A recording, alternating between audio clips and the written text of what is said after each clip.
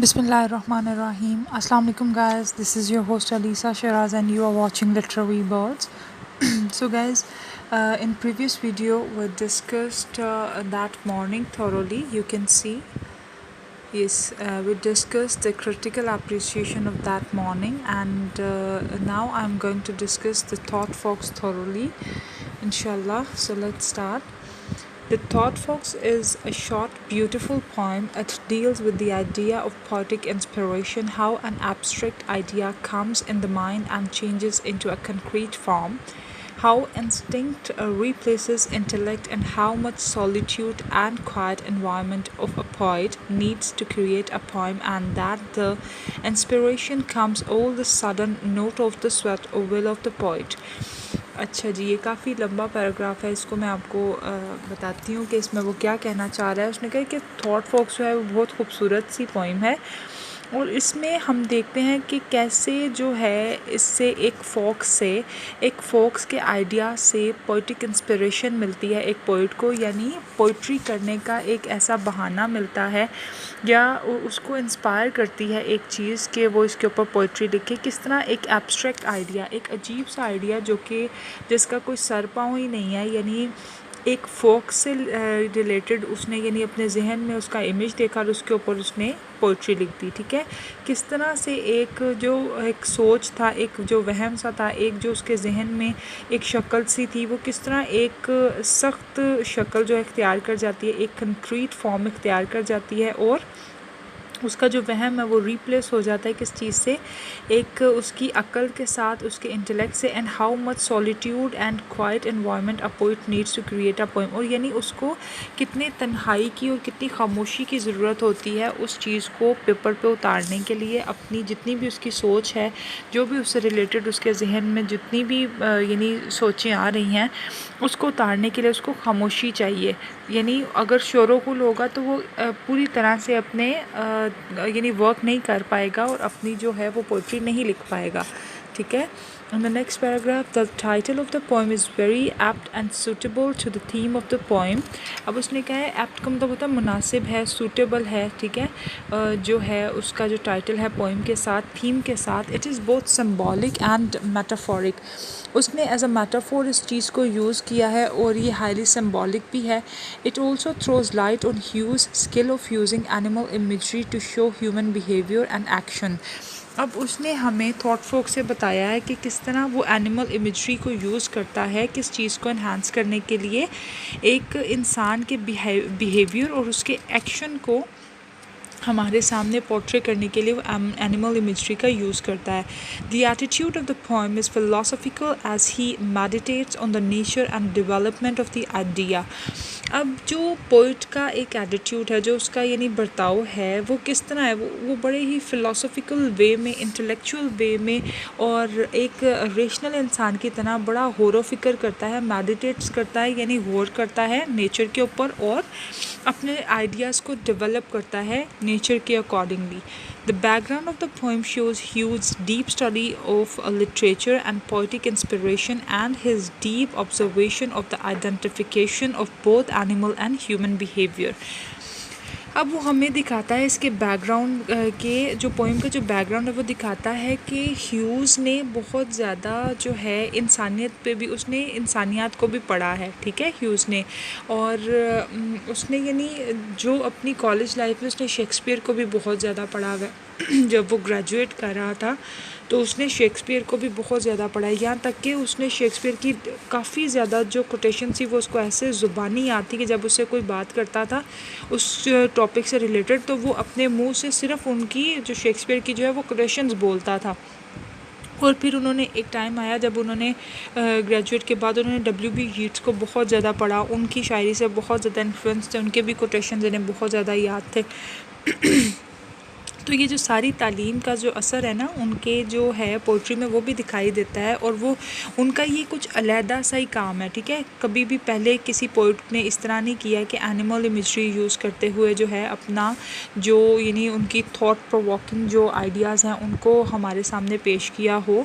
D.H. Lawrence भी animal lover हैं, लेकिन ये जो हैं ये ज़्यादा डिस्टिंग्विश हैं, इनकी पोइट्री जो है वो ज़्यादा डिस्टिंग्विश है और बहुत ही ज़्यादा हाईली सिम्बॉलिक है, इल्यूमिनेटिंग फैसिनेटिंग है और यानी इसके अंदर एक वो मैसेज कन्वे करते हैं एनिमल इमेजरी को यूज़ करते हुए. The poem deals with the theme of poetic inspiration, how an idea comes into the mind of the poet and how he puts it on the paper. अब यहाँ वो कह रहा है कि ये थीम ये है कि किस तरह जो है पोइटिक इंस्पिरेशन जो है एक पोइट गेन करता है और अपने जहन में उसके ऊपर काम करता है और किस तरह जो है पेपर पे उसको उतार देता है. He tells the condition a poet needs to compose a poem. He personifies poetic inspiration to a fox.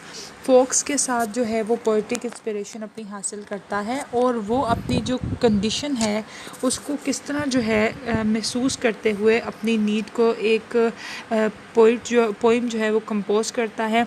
Fox से बहुत ज़्यादा इंस्पायर होता है, फैसिनेट होता है और किस तरह उसको उससे जो है अपनी पोइटिक इंस्पिरेशन गेन करके उसके ऊपर अपना जो है वो लिख देता है. The poet does not in any way deviated from the central idea the poem. Central idea से वो बदलता नहीं है अपना, यानी वो जो उसके साथ ही जुड़ा रहता है. The poem tales how sometimes abstract changes into the concrete and unknown become known. अब किस तरह जो है एक आइडिया एक एब्स्ट्रैक्ट आर्ट से किस तरह वो एक पर्टिकुलर आर्ट में बदल देता है अपने आइडिया को जो कि बिल्कुल जिसका सर पाँव नहीं था और फिर उसको कितनी महारत के साथ वो एक प्रॉपर वर्क में जो है तब्दील कर देता है. आगे the poem the thought fox tells about the whole creative process of poet undergoes when he composes a poem. अब वो कहते हैं कि थॉट फॉक्स जो है वो हमें बताती है कि किस तरह एक क्रिएटिव प्रोसेस होता है एक पोइट का, यानी जो क्रिएटिव प्रोसेस एक पोइट जो है वो करता है वो किस तरह करते करते जो है एक पोएम क्रिएट होती है. कितनी चीज़ों पे उसको गौर करना पड़ता है, छोटी छोटी जो है फॉक्स की वो मूवमेंट पे, उसकी आई पे किस तरह गौर करता है, उसकी सरसराहट पे, उसके पंजों के निशान पे किस तरह उसको एलाबोरेट करता है और फिर जाके उसकी एक पोएम क्रिएट होती है. While writing a poem, the poet needs perfect solitude and peaceful and quiet environment. जबकि उसको एक पुरसकून और ख़ामोशी वाली जगह चाहिए, एक पुरसकून माहौल चाहिए जिसमें वो अपनी पोइट्री को लिख सके. An idea gradually involves in the mind. इसी तरह जो है आइडिया जो है आहिस्ता आहिस्ता जो है वो उसके दिमाग में मिक्सअप होता है, घुलता है. In the beginning stage the idea is not clear, it is blur and nebulous. जो है आइडिया जो है वो ब्लर है, थोड़ा सा धुंधलाया हुआ है, गैर वाज़िया है, लेकिन ग्रेजुअली जो है वो एक प्रॉपर वे में उसको हमें बताएगा कि वो किस तरह जो है उसका आइडिया जो है एक ठोस तरीके से पेपर पे उतर जाता है. That thought concentration it becomes distinct. At the end of creative process the idea emerges quite clearly out of the darkness as the fox shoots across the clearing. अब वो जिस तरह हमें बताता है कि किस तरह जो है दोनों चीज़ों में किस तरह फ़र्क है. पहले जो आइडिया था वो कितना ब्लर था और वाजिया नहीं था और यानी उसको क्लियर नहीं था, लेकिन आहिस्ता आहिस्ता जो है जो फॉक्स जो है जब वो डार्कनेस से बाहर निकलती है तो किस तरह जो है वो इमर्ज होता जाता है, उसकी उसमें क्लैरिटी आती जाती है, किस तरह वो एंड पे क्लियरली उसको फॉक्स नज़र आ जाती है, उसके सामने नुमाया बिल्कुल अपीयर हो जाती है और फिर वो उसको क्लियरली देख पाता है. The central action of the poem takes place in the room late at night where the poet is sitting alone at the desk. जो यानी ये जो एक्शन है ये कब टेक प्लेस होता है, उसके ऑब्वियसली ये उसके जहन में हो रहा है, ये एक इमेजिनेशन पे बेस्ड की हुई पोएम है, लेकिन वो बता रहा है कि ये यानी जब उसने ये पोएम लिखी है तो वो अपने कमरे में जो है वो अकेला बैठा हुआ है.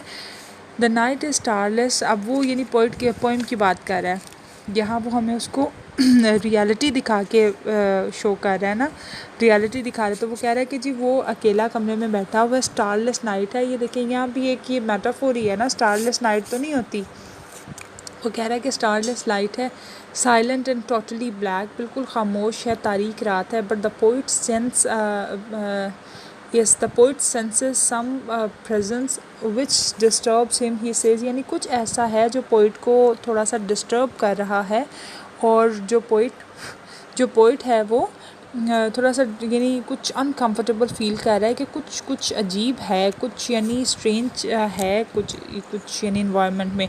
I imagine this midnight movements for something else is alive. वो कहता है कि यानी ऐसे जब ऐसे लग रहा है जैसे सब मरा हुआ है, यानी ना किसी की आवाज़ है, ना कोई परेशानी है, ना कोई टेंशन है, बिल्कुल खामोशी है। तो इसमें ऐसे लग रहा है जैसे अभी भी कुछ ज़िंदा है, कुछ कुछ है जो यहाँ मूव कर रहा है। मूवमेंट से जब कुछ मूव करता है तभी कोई ज़िंदा होता है ना। Actually, the poet is engaged in meditating on the idea is quiet in quiet and solitude. अब जो है ना, पोइट जो है वो मसरूफ़ है गौर करने में अपने आइडिया के ऊपर, जो कि बिल्कुल खामोशी में और तन्हाई में उसको आता है जहन में। The clock is ticking and he has a paper before him to write his thoughts on it, and some ideas is coming across in his mind. अब वो जो है वो अपने पेपर के ऊपर अपनी उंगलियां ऐसे, जिस तरह हम लोग ऐसे करके थपथपाते हैं ना, इसी तरह वो अपनी उंगलियां जो है पेपर पे थपथपा रहा है और कुछ लिखने की कोशिश कर रहा है, यानी वो पोइटिक इंस्पिरेशन ढूंढ रहा है। This is the initial stage of the poetic creation. The poet compares the appearance of an idea in the empty mind of the slow appearance of the fox from the darkness of the forest। अब यहाँ वो कह रहा है कि ये एक बिल्कुल इब्तदाई स्टेज है जिसमें पोइट जो है वो यानी क्रिएशन करने की कोशिश कर रहा है। वो कंपेयर करता है अपीयरेंस को, यानी उसके अंदर जो एक उसके जहन में जो एक अपीयरेंस बन रही है ना, उस आइडिया के साथ जो है अपने एम्प्टी माइंड को ग्रेजुअली उसके ऊपर ओवरकम करने की कोशिश करता है। एक फोक्स का जो इमेज है जो कि डार्कनेस में है और फॉरेस्ट में है, उसको जो है अपने जहन में ला रहा है और फिर आहिस्ता आहिस्ता उसके ऊपर वो अपनी बात जो है वो पूरी लिखेगा। The poet says that thought it is all dark, but still something is emerging out of the darkness and coming to share the poet's loneliness। अच्छा, अब ये जो है ना द थॉट फॉक्स, अभी तो देखें द थॉट फॉक्स, इसका नाम द थॉट फॉक्स क्यों है, यानी वो फॉक्स जो उसके थॉट में थी, ठीक है, फिर उसने उसको पेपर पे उतारा, या जो फॉक्स है उसकी थॉट्स का ज़रिया बनी, यानी उसको जब थॉट्स आ रही थी उसके फॉक्स की, तो फिर उसने उसको उतारा ना। अच्छा, हम यहाँ जो बात कर रहे थे कि ये जो पोइम है ना, ये पोइट की लॉनलीनेस को भी फील करती है। वो यानी उसके पास, बेचारे के पास और कोई भी नहीं है, और वो अपने पेपर को थपथपा रहा है, अपनी इमेजिनेशन से जो है वो पोइटिक इंस्पिरेशन हासिल कर रहा है, ठीक है। अगर तो उसके पास कोई होता या वो सेटिस्फाइड होता मेंटली या फिज़िकली, तो फिर वो अपना ध्यान इन चीज़ों में ना लगाता।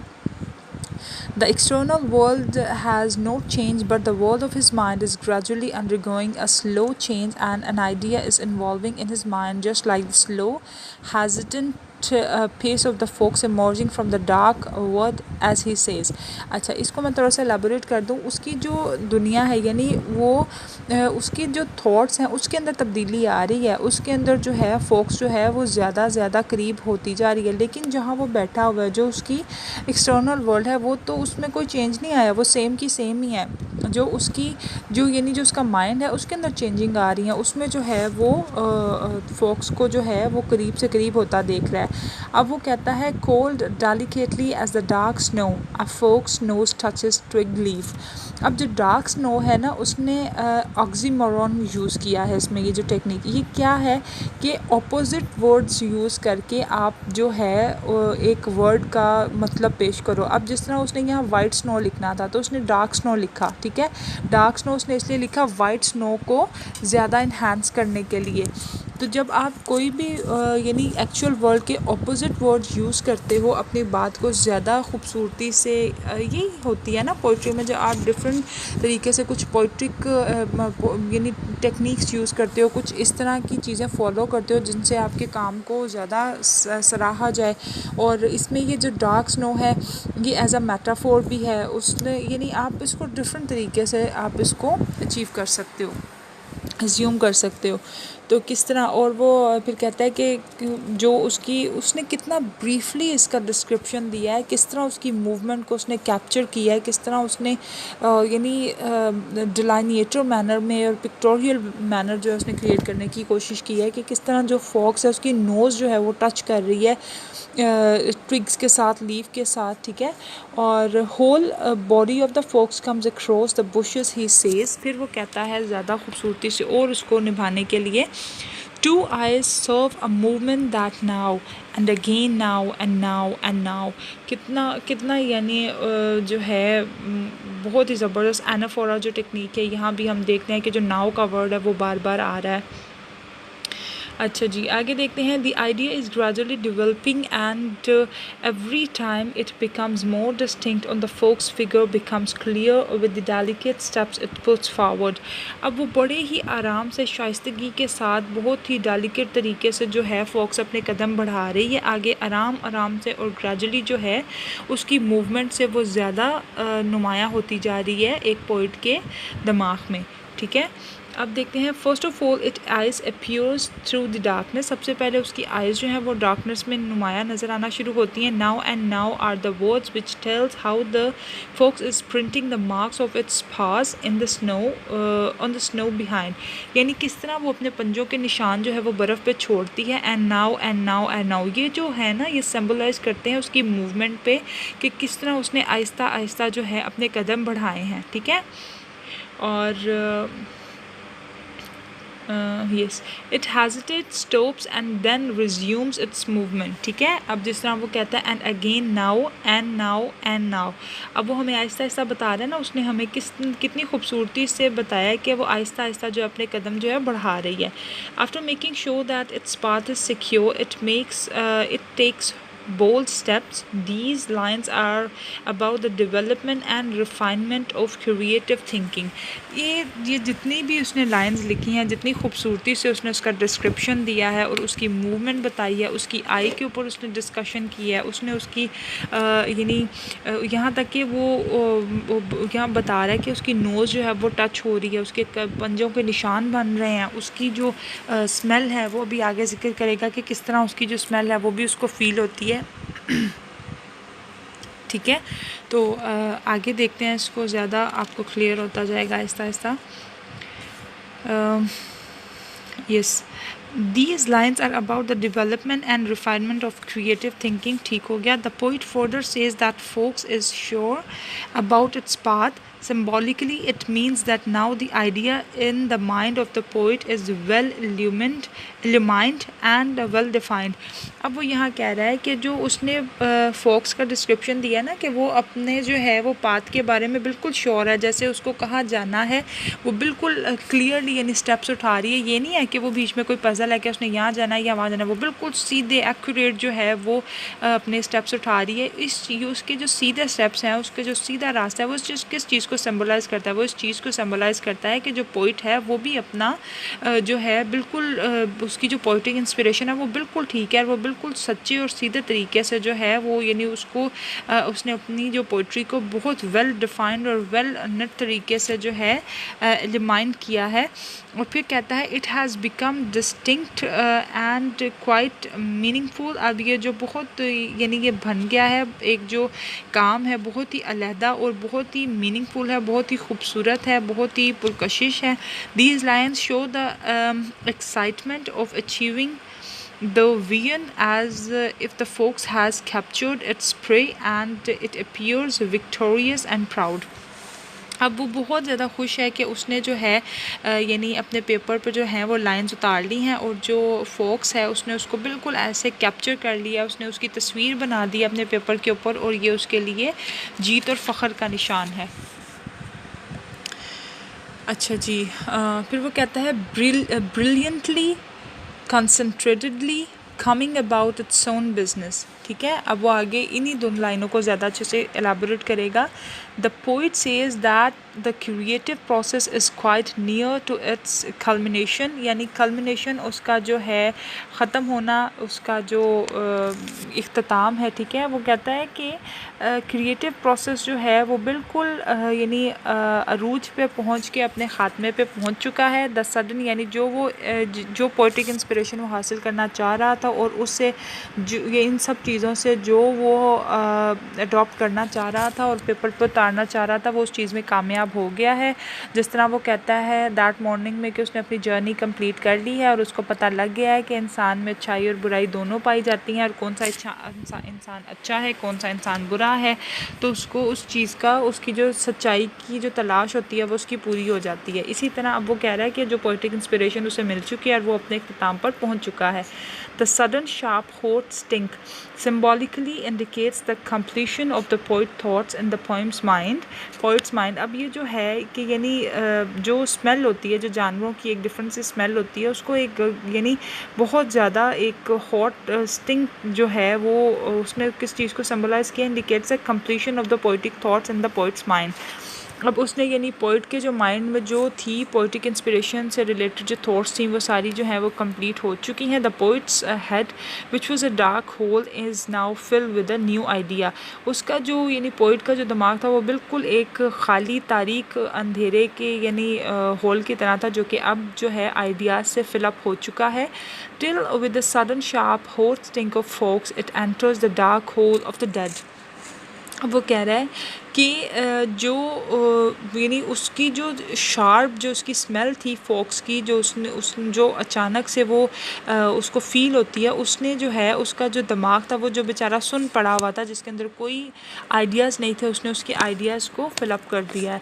Now the internal world of the poet has been changed. और जो अब इंटरनल जो पोइट की जो यानी वर्ल्ड था वो भी बिल्कुल चेंज हो चुका है और into the bright world of awareness, but the external is still the same और अनचेंज। जब यानी जो एक्सटर्नल है वो तो उसको तो कोई फ़र्क नहीं पड़ा, लेकिन जो उसका इंटरनल माइंड था, जो उसको सेटिस्फेक्शन नहीं मिल पा रही थी, उसको पोइटिक इंस्पिरेशन नहीं मिल पा रही थी और वो अनकम्फर्टेबल फील कर रहा था, अब वो सेटिस्फाइड है और वो यानी बेटर फील कर रहा है कि उसने जो है वो चीज़ पा ली है जिसे वो पाने की कोशिश कर रहा था।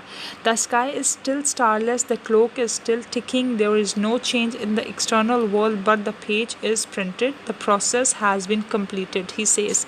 अब वो कहता है the window is still starless, the clock ticks, the page is printed. ये वो एंड करता है। यानी इसमें मैं इस चीज़ को इस तरह थोड़ा सा अज्यूम करूँगी कि कुछ चीज़ें यानी जब हम लोग कुछ टेंशन्स में होते हैं और कुछ हमें समझ नहीं आ रही होती, ठीक है, तो जब हम कुछ ऐसे आइडियाज़ और कुछ इस तरह की यानी हमारे जहन में उसके सॉल्यूशन फाइंड आउट हो जाते हैं, जबकि हम किसी चीज़ पे हम सब्र करना जब सीख जाते हैं, ठीक है, तो हमारे हालात तो वैसे ही रहते हैं, उन पे तो फ़र्क नहीं पड़ता, लेकिन हमारी बाहरी दुनिया जो होती है देखने में वो तो वैसे की वैसी होती है, लेकिन हम लोगों को इनर सेटिस्फेक्शन मिल जाती है क्योंकि हम उसके ऊपर अपने आप को उसके अकॉर्डिंगली ढालना सीख लेते हैं।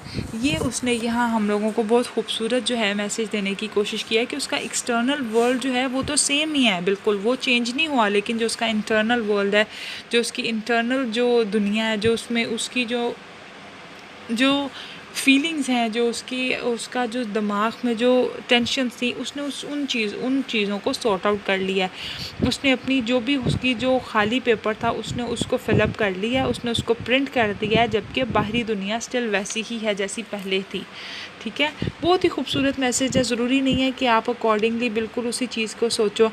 आप शायरी को यानी आप शायर को सामने रखते हुए, ह्यूज़ की अपनी जो हैं पोइट्रीज़ को सामने रखते हुए अपने हिसाब से बहुत से मतलब निकाल सकते हो। मैंने आपको बताया था कि हर इंसान अपने सर्कमस्टांसेस के थ्रू देखता है कि वो उस चीज़ को कैसे, अगर तो एक इंसान खुश है तो उसको पोइट्री भी मज़ा देगी, वो उस चीज़ में बड़े अच्छे अच्छे आइडियाज़ निकालेगा। अगर एक इंसान गरीब है, परेशान है, तो उस पोइट्री से वो वैसे ही दुखी आइडियाज़ निकालेगा, ठीक है। आगे ख़त्म करते हैं उसको, जो है नेक्स्ट जो थोड़ा सा रह गया उसको भी। The gradual appearance of the folks symbolises the appearance of an idea, blank page symbolises the blank and the empty mind of the poet. अब वो यहाँ कह रहा है कि जो फोक्स है वो पोइटिक इंस्पिरेशन देती है उसको, उसकी अपीयरेंस जो है वो उससे यानी उसको आइडिया मिलता है। ब्लैंक पेज जो है वो उसको फिलअप करने में, प्रिंट करने में मदद देती है। और symbolize the blank and empty mind of the poet, जो ब्लैंक पेज है वो यानी ब्लैंक माइंड को उसके सिम्बलाइज करता है, क्योंकि जो है खाली था बाद में वो जो है आइडिया से भर जाता है। Window is not an ordinary window but the window of the mind, और जो यानी वो खिड़की से जो बाहर देख रहा है वो खिड़की असल में उसके कमरे की खिड़की नहीं है बल्कि उसके दिमाग की खिड़की है पोइट के. Sudden sharp hot stink of fox symbolizes the entrance of an idea in the mind of the poet. अब जो यानी एक बदबू जो है, ठीक है, जो एक जो यानी हमारी जो फोक्स है उसकी जो स्मेल है वो असल में एक आइडिया, जिस तरह स्मेल एकदम से हमें पता लगती है ना, कोई हमारा दिमाग चौंकता है कभी ये स्मेल कहाँ से आ रही है, जिस तरह एक स्मेल तेज़ी से आती है आपको फील होती है, इसी तरह एक आइडिया तेज़ी से उसके दिमाग में रुनुमा हुआ है. The hot stink is the use of olfactory imagery. olfactory imagery कहते हैं स्मेल से, ठीक है, यानी किसी भी स्मेल का ऑडर या स्मेल कुछ अच्छी या बुरी उसका जिक्र होना, उसको क्या कहते हैं, इमेजरी कहते हैं. And the fingers move in the use of kinesthetic imagery. Kinesthetic imagery होती है मूवमेंट, जिसमें कोई एक्शन या मूवमेंट शो हो इमेजरी में, ठीक है, जिस तरह फिंगर्स की मूवमेंट पे उसने जिक्र किया. क्लॉक टिक्स होती है किसी भी साउंड से यानी जो भी आपको कुछ ऐसी चीज़ें जब आप उस साउंड को विजुअलाइज कर सको, is the use of auditory imagery. इसमें उसने 3 तरह की इमेजरीज यूज़ की हैं, kinesthetic imagery, auditory imagery and olfactory imagery. The language is very simple, easy to understand and coherent, ठीक है. The poet has also made the beautiful use of alliteration in the poem, and again and now and now and now, with the sudden sharp hot stink of fox. ये जो है ना, हमने ये alliteration और repetition और ये जो imageries हैं ये prominent हैं ह्यूज की जो poetry है उसमें. The poem is written 6 stanzas of 4 lines each, but the lines are not rhyme. He has used the technique of run on line. Run on line कहते हैं इंजबमेंट यूज़ करना. इंजबमेंट यूज़ करने का मतलब होता है कि आप जब एक लाइन पोट्री लिखते हो तो आपकी एक जो लाइन है वो यानी कवर नहीं कर पाती है आपके पूरी बात को, आपके पूरे किस्से को. आप दूसरी लाइन का सहारा लेते हो, दूसरी लाइन मुकम्मल नहीं होती तो आप तीसरी लाइन का सहारा लेते हो, ठीक है. 2-3 लाइनों में आप अपनी जो है बात को कंटिन्यू रखते हो, यानी रन ऑन लाइन्स, यानी लाइन्स के ऊपर जारी रहता है वो, किसी एक लाइन पर नहीं बल्कि 2-3 से 4 भी हो सकती हैं. As the last line of the stanza runs into next stanza to increase the flow and rhythm of the poem. यानी आप किसी आपका एक लाइन पे आपका इन्हिसार नहीं होता, आप 2 से 3, 3 से 4 और यहाँ तक कि आप स्टेंजा वाइज भी उसके ऊपर चल सकते हो. इसी तरह एक से दूसरी तरफ जाना, फिर दूसरी से तीसरे स्टेंजा की तरफ जाना, अपनी बात को कोहेरेंट रखना, कोहेरेंस जो है उसके अंदर बनाए रखना. Hope guys you learn something from this video. इंशाल्लाह हमारी दैट मॉर्निंग भी हो गई है, थॉट फॉक्स भी हो गए. इंशाल्लाह कल हम देखेंगे full moon and little Friday, and then we will cover the last one, which is Chaucer, and then inshallah I'll elaborate the very important question of Ted Hughes, which is the stylistic qualities. After stylistic qualities, inshallah we will cover another question, which is let me tell you, which is the major themes. Yes, it is the most important. Inshallah, after reading major themes, the theme of violence is also very important, and the another question, the Hughes attitude of nature. Inshallah, we will gradually cover all these questions. Till then guys, take care. Allah Hafiz. Please don't forget to like, share and subscribe my channel in order to get more interesting videos. Thank you once again.